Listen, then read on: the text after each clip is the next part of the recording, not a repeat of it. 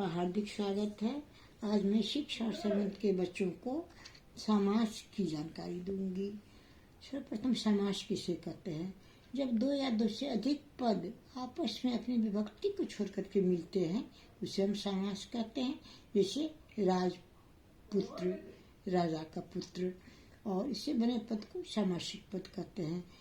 मुख्य रूप से समास के 6 भेद हैं: तत्पुरुष, कर्मधारय, बहुब्रीहि, दिगु, द्वंद्व और अव्ययीभाव।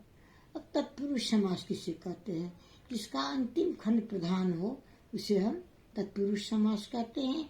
यह कारक के चिन्हों के अनुसार इसमें विभक्ति लगती है और इसके भी 6 भेद हैं।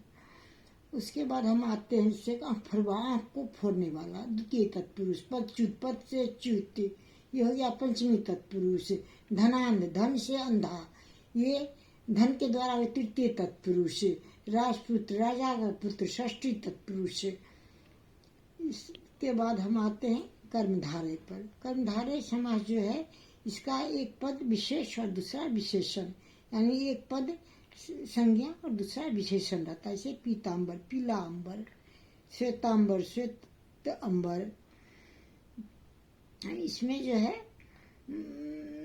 इसके बाद आगे हम जाते हैं बहुब्रीहि। बहुब्रीहि में भी जो है अंतिम खंड एक विशेष और दूसरा विशेषण रहता है, लेकिन यह अपने पद को छोड़ करके विशेष अर्थ को धारण करता है। जैसे पीताम्बर, पीला है अंबर जिसका, अर्थात विष्णु होता है। जैसे लंबोदर, लंबा है उधर जिसका, अर्थात गणेश जी। यह अपने अर्थ छोड़ करके विशेष अर्थ को दर्शाता है। इसके बाद हम आते हैं द्वंद्व समास, जिसके दोनों खंड प्रधान हो। जैसे दाल भात, रात दिन, गरीब अमीर, भाई बहन। अब द्वंद्व समास, द्वंद्व समास का पहला पद संख्यावाचक होता है। जैसे चतुर्भुज, पंचामृत, चौराहा।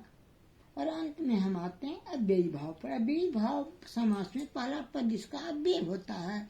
अव्यय मतलब जिसका रूप लिंग वचन के अनुसार इसके रूप में कहीं कोई परिवर्तन न हो, उसे अव्यय कहते हैं।